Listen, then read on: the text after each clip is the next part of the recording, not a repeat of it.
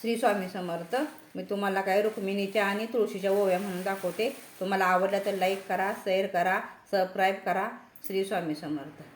एवढी तुळस बोल इति, एवढी तुळस बोल इति ग बोल इति. रुक्मिण कशान झाली थोर, रुक्मिण कशान झाली थोर ग झाली थोर. आधी घातली माझी माळ, मग झाला या तिचा वर्ग झाला वर. आधी घातली माझी माळ, मग झाला गतीचा वर्ग तिचा वर.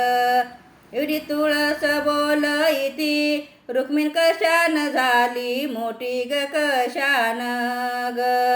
रुक्मिण कशान झाली मोठी, माळ घातली माझी कंठी ग घातली.